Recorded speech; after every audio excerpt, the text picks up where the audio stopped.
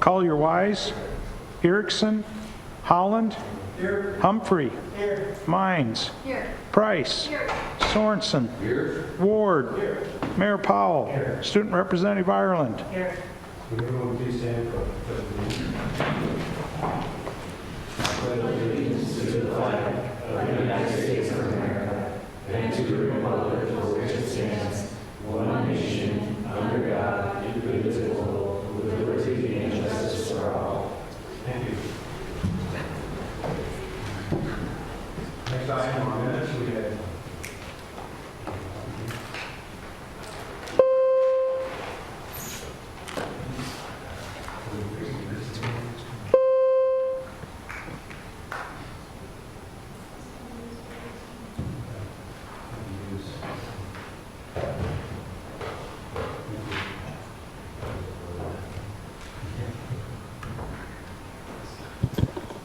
Okay. Next item on the agenda is minutes from September 6th special meeting and September 6th regular meeting. I move approval of the minutes, Mr. Mayor. Second. Motion and a second to approve the minutes of September 6th special and September 6th regular. All in favor signify by saying aye. Aye. Opposed, no. Motion carries. Item 4, adoption of the agenda. Mike or John, do you know of any changes to the agenda? Okay. Second. Motion is second to approve the agenda. All in favor signify by saying aye. Aye. Opposed, no. Motion carries. Item 5, visitors to be heard. We have a proclamation recognizing National Senior Center Month. And Steve, if you would read that, please. Sure.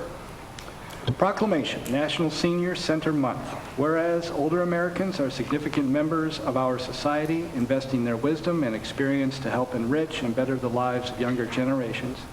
And whereas the Main Street Citizen Services of Vermillion has acted as a catalyst for mobilizing the creativity, energy, vitality, and commitment of the older residents of Vermillion and Clay County. And whereas through a wide array of services, programs, and activities, the Main Street Center empowers older adults to contribute to their own health and well-being, independence, and the well-being of their fellow citizens of all ages. And whereas the Main Street Center affirms the dignity, self-worth, and independence of older persons by facilitating their decisions and actions, tapping their experiences, skills, and knowledge, and enabling their continued contributions to the community. And whereas the Main Street Center provides opportunities for seniors to stay active and healthy, continue learning, share experiences, and stay connected with friends and community members. Now, therefore, be it resolved, we, the governing body of the City of Vermillion, South Dakota, do hereby proclaim September 2016 as National Senior Center Month in an effort to acknowledge the importance and the many contributions of the Main Street Center. We call upon all citizens to recognize the special contributions of the Senior Center participants and the special efforts of the staff and volunteers who work every day to enhance the well-being of the older adults of our community. Dated in Vermillion, South Dakota, this 19th day of September 2016. Thank you, Steve. And I don't see any representative here. John, would you please see that this gets to them? All right. Addressing the council. Persons addressing the council shall use the microphone at the podium. Please raise your hand to be recognized, go to the podium, and state your name and address. For items that are not on the agenda, members of the public may speak under visitors to be heard on any topic not on the agenda. Remarks are limited to 5 minutes and no decision will be made at this time. For agenda items, public testimony will be taken at the beginning of each agenda item after the subject has been announced by the mayor and explained by staff. Any citizen who wishes may speak one time for 5 minutes on each agenda item. Public testimony will then be closed and the topic will be given to the governing body for possible action.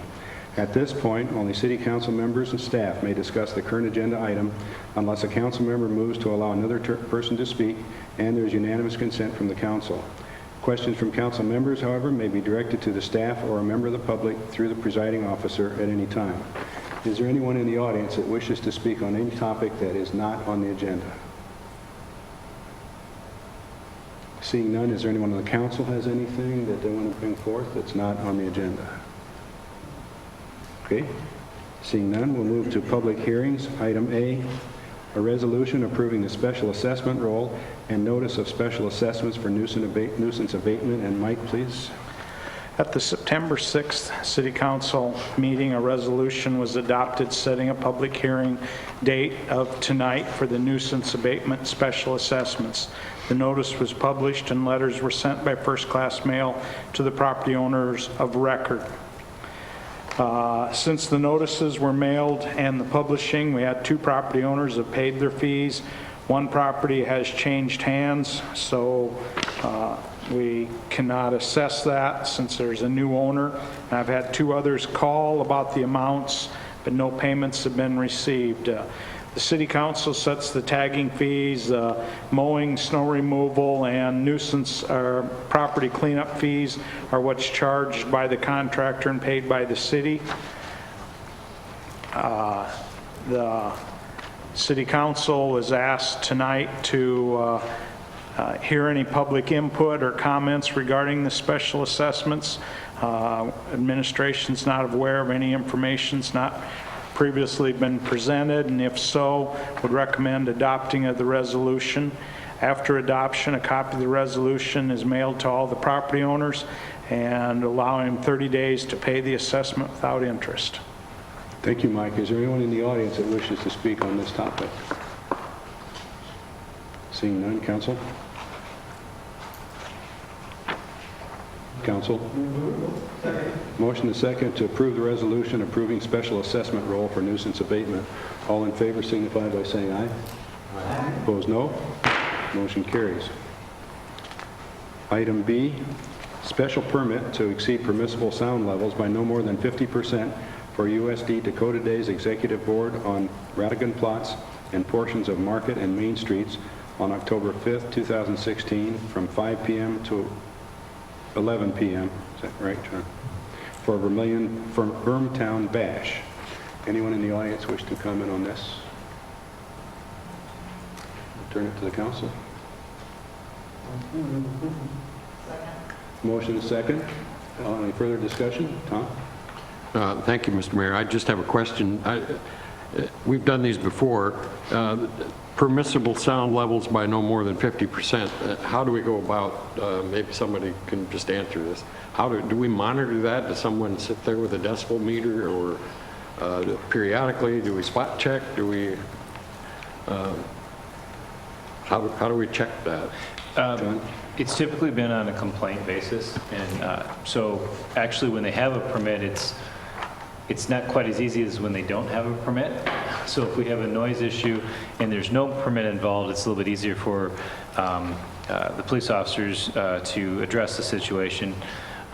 If they do have a permit, the establishing that the decibels are over the specified limit in the location and developing that to such a manner that if it goes to court, we're able to proceed accordingly. So honestly, it's easier if there's no permit involved, and obviously there's nothing that says the council has to grant one or any of these different permits as they come up, but we do handle them on a complaint basis. And I'll say the one complaint we had about one recently, the person was aware of the event, the permit that had been approved. They understood it, they just felt that it was too loud. And they were within, they called about half hour to 45 minutes before that permit was supposed to expire. So I guess the long answer is if there's a permit, it becomes a little bit more difficult to establish a basis to cite someone for it. That could be defended if it goes to court. But we do have a decimal measuring device in the police department. But then you get into, is that person certified to use it? Would that be recognized by the court? Has it been tested and certified more frequently? So someone running a soundboard who knows about operating audio could tell if they're banging the VU meter, as we used to say. But excuse me, the official decibel level is set by city ordinance. There's an actual number there. Correct. And, yep. so if someone thinks that it's being exceeded, then they'd call somebody. Say, would you go measure it or something? You know, that's where it becomes, yes, and they are certainly welcome to call the police department and visit with them about it. You know, on page 2 of your memo, for example, you kind of get a little bit more difficult situation. it talks about the use district. Well, the individual who happened to call in that one was in a residential district, but where the Right. noise is being generated at was in a commercial district. Right. And so you've got a lot of different variables that come into play. Most of these do take place during the 6 a.m. to 11 p.m. I mean, there's a few that go in that final hour. But it is it's not a simple thing to do, and then it becomes a audible versus, if you will, hearing a hum or some sort of noise that way. So there's a lot of variables to really what should be relatively simple. I will say that with the recent events, we haven't received noise from those individuals who have lived the closest to it or do live the closest to it. It tends to be those who live a little bit farther away and hear something. Thank you very much. I think they should call their councilman if they're in the east, northeast ward. Okay, we have a motion and a second. All in favor signify by saying aye. Aye. Opposed, no. Motion carries. Item C, special permit to exceed permissible sound levels by no more than 50% for USD sorority and fraternity life on Cedar Street between Pine and Plum Streets on September 23rd, 2016, from 5 p.m. to 8 p.m. for awards ceremony. Mike again. The USD sorority and fraternity life has applied for a special permit to exceed the sound levels for their awards ceremony on September 23rd, 2016 on Cedar Street between Pine and Plum from 5 p.m. to 8 p.m. A copy of the application and the map are included in the packet, and the request to close a portion of Cedar Street will be a little later on the agenda. As you can see from the application and the diagram, with the location of this would be the first year for such an event, so we do not have any past history to base that on. Administration would recommend issuance of the special permit unless information is presented at the public hearing to indicate there's problems related to it. Thank you, Mike. Does anyone in the audience wish to speak on this topic? Seeing none, turn to the council. Question, Steve? Is there anybody in the audience that is representing? Can one of you come up, or both of you come up? And could you introduce yourselves real quick? Hi, I'm Sandy. She's the Greek Week Chair for Panhellenic Council, and I'm the graduate advisor for the Panhellenic Council. Okay, great, thanks. Have you talked to neighbors at all about this event yet? As soon as the permit gets passed, we're going to talk to them about it. Great. And how do you plan to do that? Do you have a flyer? Are you going to go personally? Well, there's only one neighbor right next to the area that we're having the block party, so we're just going to kind of confront them and see if it's okay. Okay. I would encourage you there are other houses nearby, not on Cedar Street, but there are other houses nearby, and I would encourage you kind of just to go around to all of those and just give them a heads up that something's going on. Okay. Thank you. Yeah. And I apologize, the gentleman's last name, I forget, Doug, who is the one residential neighbor who lives there on Cedar Street. He and I had a conversation about something else on Friday, and when I put two and two together over the weekend that Doug's the guy, I did this with him this afternoon. I called him, he was not familiar with the request yet, but I explained to him what it was. At that point in time, he had no concerns about it. So the one immediate neighbor is aware of it, but I'd still think it'd be nice, as Councilmember Ward said, to reach out just to give him the same information. Steve, wouldn't it seem appropriate to have that before the approval? So shouldn't this then maybe approved contingent upon? Would that? Well, when is the event? It's 23rd. Do they have time? Well, if we approve it contingent, that just means they have to. Oh, they have to do it, and then, Yeah. Ideally, Yeah, it would I be mean, done before they request, absolutely. but since they're requesting, we could say it's dependent on sure. you folks. That should be all right. Mr. Mayor? Yes. That raised the question, how far out then, not only will the sound travel at 50% above, but should they provide notice, do you think? Just whatever the word reasonable comes into mind. I don't know. I live a block and a half away, but I wear hearing aids.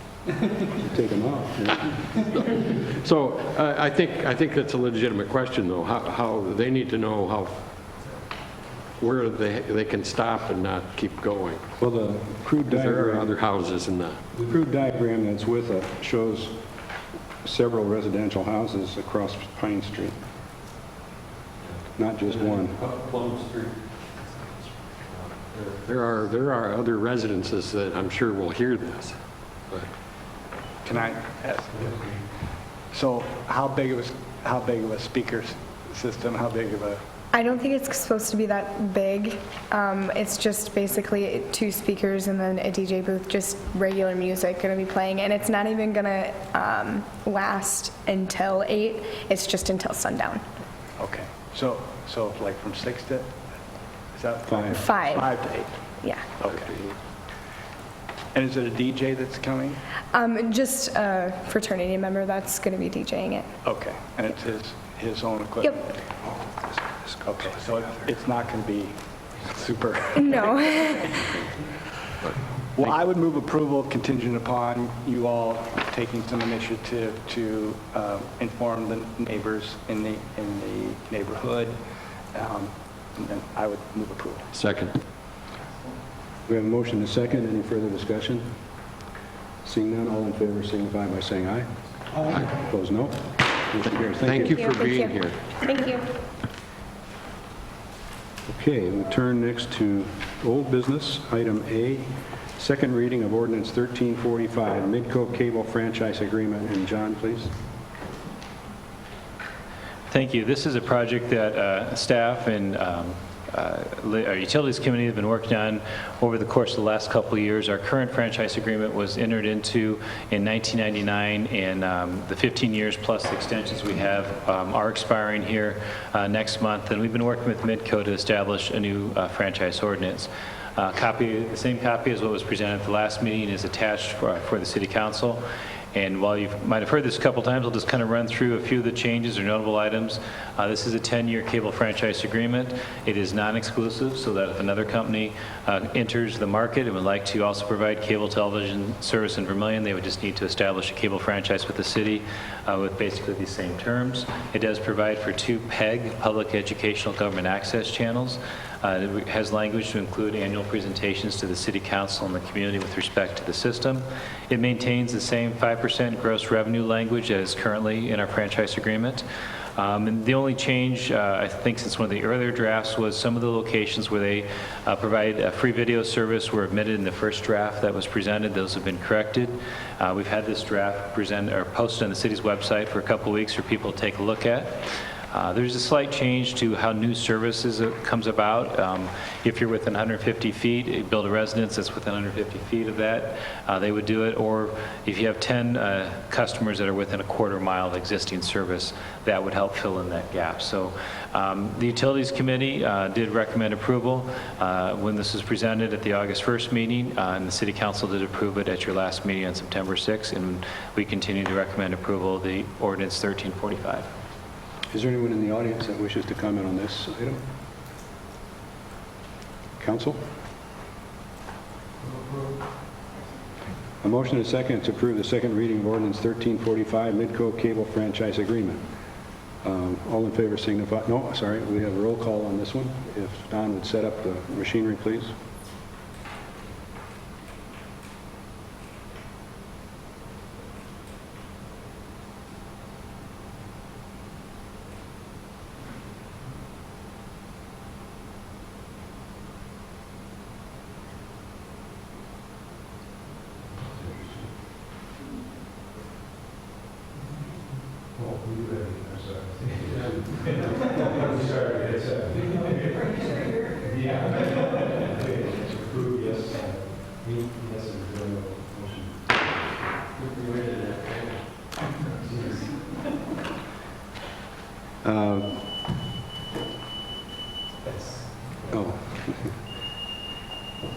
Item 7B is the second reading of ordinance number 1346, 2017 appropriations. And John, please.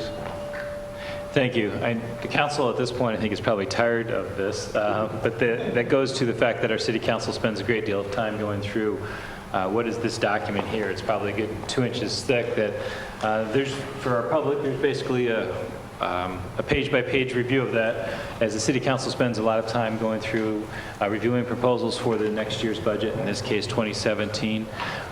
There are a lot of great things that the council has continued to provide to help improve our community. I'll just hit on a few of those.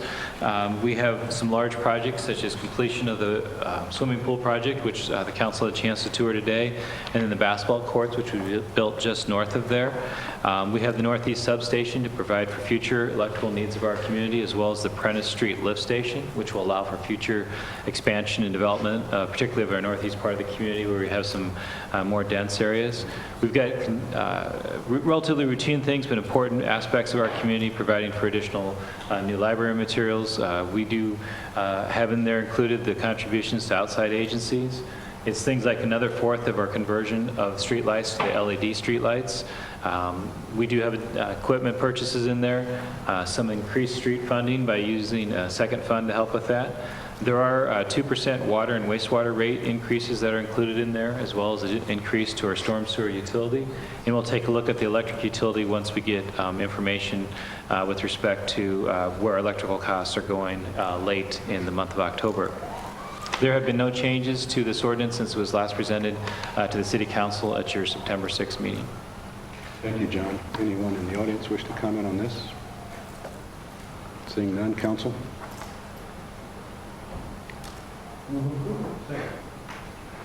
The seconds come quickly, but the approvals take a while. Okay, a motion and a second to approve the second reading of the ordinance 1346, the 2017 appropriations. And this again is a second reading, so a roll call, please.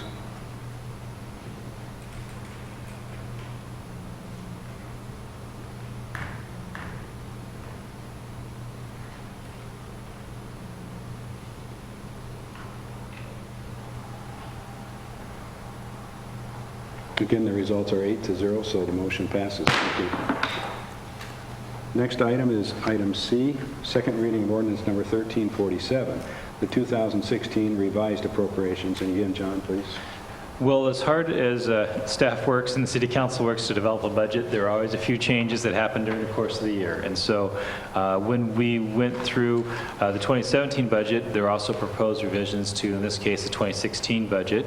And we have some changes that bring down the general fund revenue expenditures by just about $180,000 and a slight increase to our second penny of about just over $71,000, just to name two of the funds.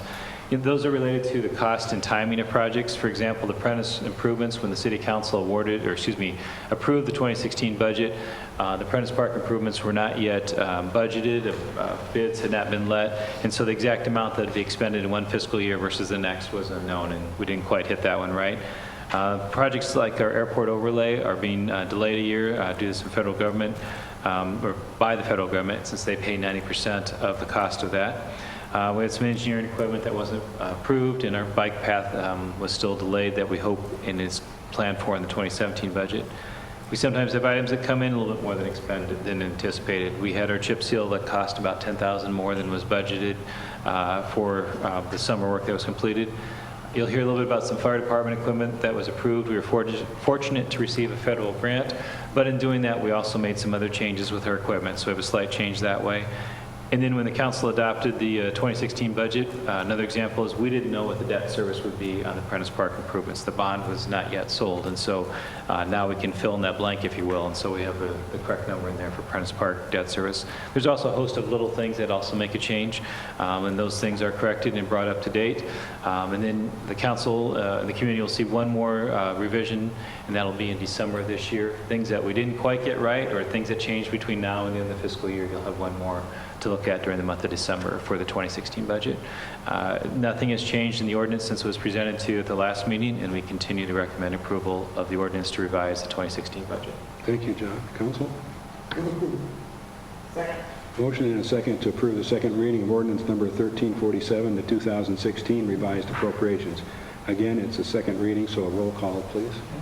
I think we should vote first. I'm going to have a question. Please comment.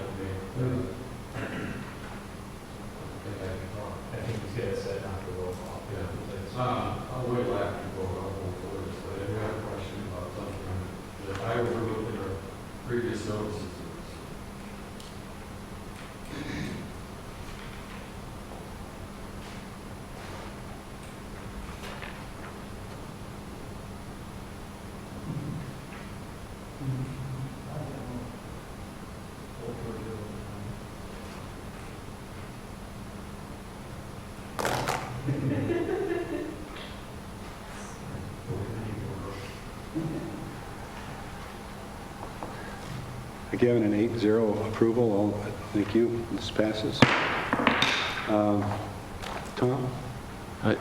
First, let me apologize for bringing this up at the last minute, because I don't want to do that. I don't want to spring a question on everyone, including the staff, the manager, and my colleagues here. I don't know why I didn't think of it earlier, but I would like to, in this, between now and December, explore the possibility, or have, and I meant to speak with the chair of the Labor and Finance Committee, and I wasn't able to do that, but I would like to see an increase in the minimum wage that we're paying some of these people to closer to 10. Apparently we're not paying $10 an hour. We're paying less than that in some cases. There may be very good reason, but if we're allowed to, I'd like to discuss that. These part-time people, even they're pretty important, seasonal, whatever. I'm convinced that any increase in the salary is going to help the local economy. But anyway, so I'd just like to, instead of springing it on it right now, I'm sorry, I'd like to discuss that at least with the committee before December. Thank you. I'm not sure what to say when you say you didn't want to spring it on anybody. It seems like it's sprung. Well, I think the appropriate channel would be through labor policy. This is my intention. Yeah. So I think that's the way it should be done. All right. Thank you. Item 8, new business. Item A, street closure request for Dakota Days Executive Board's Vermtown Bash. And Derek, please. Yeah, so I have the map here it's included in your packet. That just shows the street closure area. You approved of the special permit to exceed permissible sound levels for the same event earlier tonight. It's the Vermtown Bash annual event from West Main Street from Prospect Street to High Street, and Market Street from West Main Street to Kidder Street on Wednesday, October 5th, 2016 from 5 p.m. to 11 p.m. And the application indicates that arrangements have been made for cleanup by all members of the Dakota Days Executive Board after the event. And administration recommends approval of the street closure. Okay. Thank you, Derek. Council? Motion and second to approve the street closure request for Dakota Days Executive Board's Vermtown Bash. Further discussion? Seeing none, all in favor signify by saying aye. Opposed, no. Motion carries. Item B, street closure request for USD Sorority and Fraternity Lights Greek Week Block Party. And again, Derek, please. Yes, once again, you approved of the special permit to exceed permissible sound levels earlier tonight for this event. It's on Cedar Street from Pine Street to North Plum Street from 5 p.m. to 8 p.m. on Friday, September 23rd. And members of the Greek Life Councils are responsible after the event for cleanup, as is indicated on the application. And also indicated on the application is those who attend the event will be held to a high standard to respect city property. They actually indicated that on the application as well. Administration recommends authorizing closure of this street for this event. Thank you, Derek. Council? A motion and a second to approve the street closure request for USD Sorority and Fraternity Lights Greek Week Block Party. All in favor signify by saying aye. Aye. Opposed, no. Motion carries. The next item is transfer of fire department equipment, and our chief was supposed to be here to report on that, but they have a call, so. He said they had a fire to Yeah. Poor excuse, but Well, John will take care of it. Thank you. so included in your packet was the state statute which allows the transfer of property from the city to qualifying entities, and certainly other fire departments in our state are a not-for-profit entity, and so they qualify under 6-5-2 to be a recipient of property. And this property came about related to the federal grant that was awarded to the city. As we've replaced our equipment, we do have some equipment while not new and not something that that we want to maintain here. It does have a value for the respective fire departments that are listed there, the old air packs and the helmets that they can use, and it still is beneficial to them for their training. And so we're recommending to transfer, you can see the list there, to the Vollen, Gayville, and Centerville fire departments, the air packs, and in one case, the helmets to go there. So I think Mr. Sorensen can probably explain it better or add No, more that's to it. fine. Some of this equipment, and it's explained in here, by the national standards need to be replaced, and that's a safety issue because some of it wears out, some of it's not as effective anymore, but it's still effective enough for use by departments that really can't spend that much money to get new equipment. So this is very generous, and we have, I think Vermillion has a history of being generous like this with our neighbors, and there are times when we've worked with all of these other departments at fires, and they've helped us, and we help them. So These are with that, these are donations, right?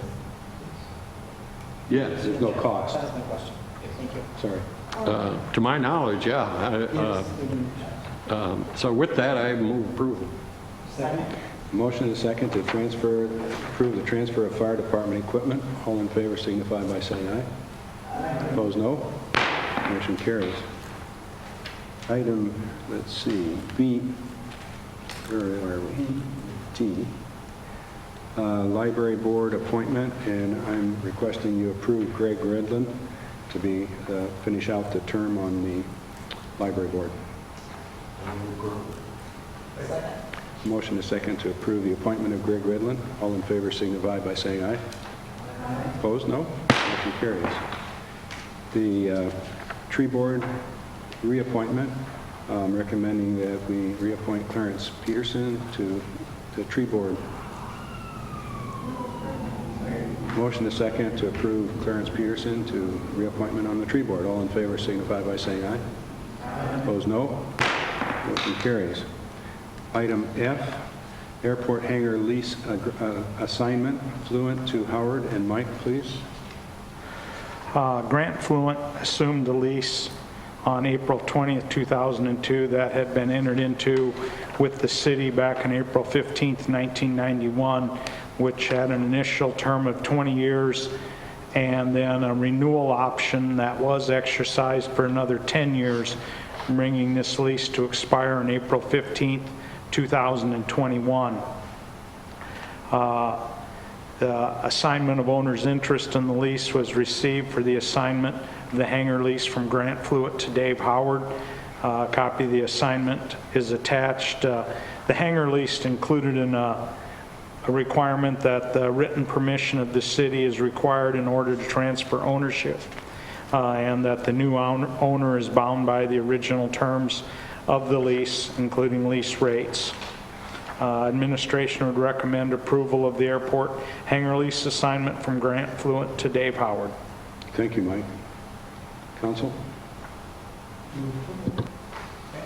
Motion and a second to approve the airport hangar lease assignment from Fluent to Howard. All in favor signify by saying aye. Aye. Opposed, no. Motion carries. Item 9A, bid openings, fire department turnout gear, and John, you take care of that. I think so. One's relatively simple.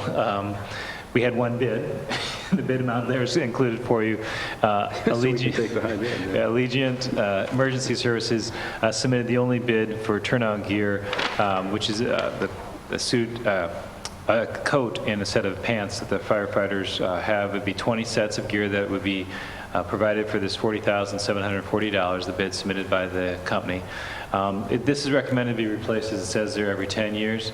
And so I should also note that part of the funding for this, when we did receive that federal grant for the air packs, that's where the department came back to you and said that they would like to keep part of the money that had been set aside for that to purchase some additional new equipment, and this is part of where that money is going for. So that roughly, I believe, is about $70,000 that you allowed them to keep for a number of different pieces of equipment. The lion's share of this will go for their turnout gear.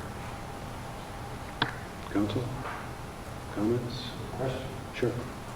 So we need to make up, if this is approved, $2,940.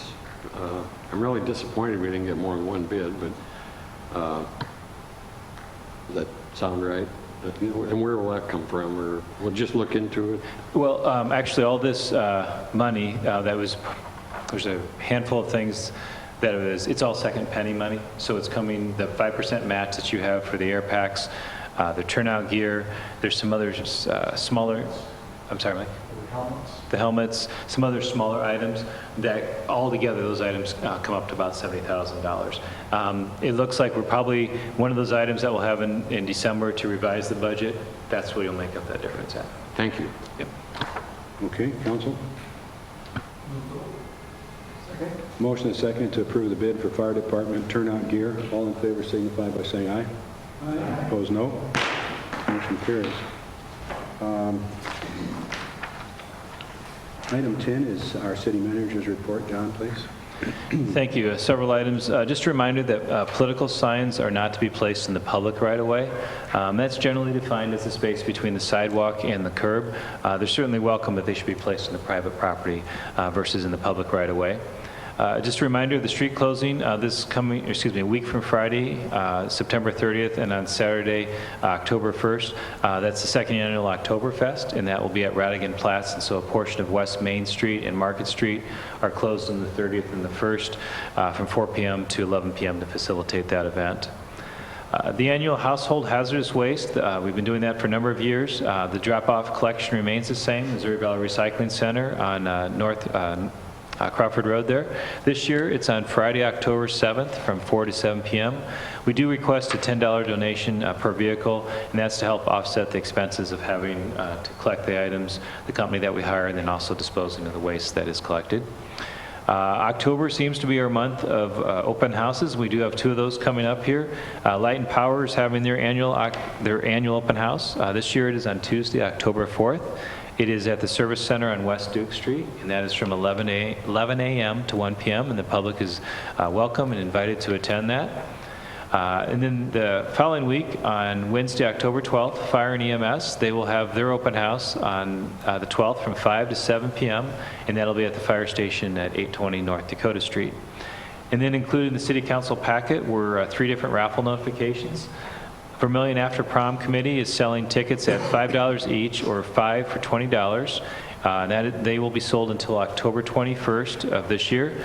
The prize is 4 USD NDSU football tickets for that game that will be here in Vermillion on November 19th, and the tickets are valued at $160. And I think it was pointed out to me today that I should bring out also that the last team to beat NDSU is our very own Coyotes. So someone in the audience is very proud of that fact, as we all are. But and the funds from this particular raffle are used to support the Vermillion After Prom Party Committee for the entertainment and the prizes they offer for the students. St. Agnes is selling $1 raffle tickets. It's part of their annual fall festival, and that'll be until October 16th. The prizes are donated and range in value from $50 to $500, and the proceeds from the raffle are used to benefit St. Agnes School and Parish. And then the final raffle notification, the USD Student Athlete Advisory Committee, they will be selling raffle tickets, $5 each, or 5 for $20. These tickets will not be sold until January 11th to 29th of 2017, and the prize is 2 all-session passes to the 2017 Summit League Tournament in Sioux Falls, and the prize is valued at $350, and all the proceeds go to the Vermillion Food Pantry as part of the Summit League Food Fight by USD's SAC. Thank you, John. I missed what time the fire department time. Fire department is from 5 to 7 p.m. on October 12th, and October 4th is Light and Power from 11 to 1. Thank you. Any comments or questions from the council for our city manager? Seeing none, then it's Stump Mike time. Invoices payable. Any questions for Mike?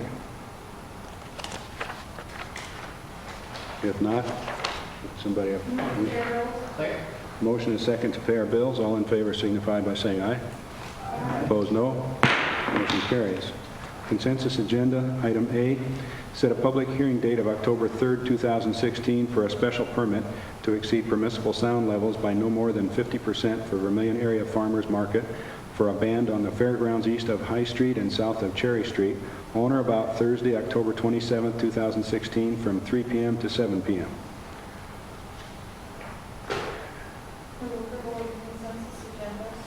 A motion is second to approve the consensus agenda. All in favor signify by saying aye. Opposed, no. Motion passed, Steve. Motion and a second to adjourn. All in favor signify by saying aye. Opposed, no. We're done. Thank you.